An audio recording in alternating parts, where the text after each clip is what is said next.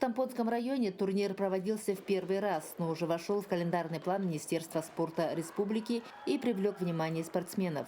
Лучники всех возрастных категорий от 11 до 17 лет, от 18 до 54, ветераны от 50 лет и старше демонстрировали умение и мастерство в стрельбе по мишеням. На первом этапе Кобах Заяц и втором Кус утка.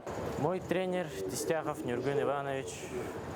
И это мое первое большое соревнование. И тут я занял 3-е место по упражнениям по стрельбе по белке.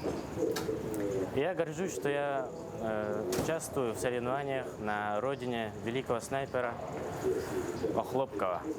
Я занимаюсь стрельбой уже 4-й год и сегодня заняла 2-е место в упражнении КУС с отрывом всего 4 очка.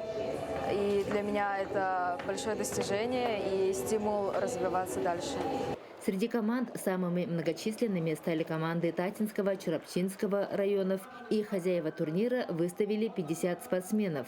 По итогам соревнований по сумме троеборья первое место среди девушек заняла Саяна Ушницкая, Усть-Алдан.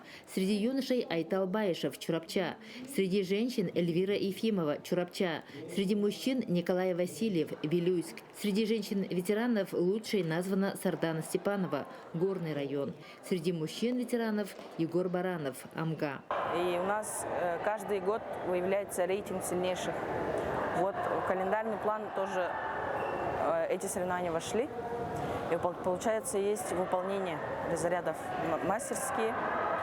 Это тоже очень статусные соревнования, потому что их очень мало сейчас в республике, именно на выполнение которых.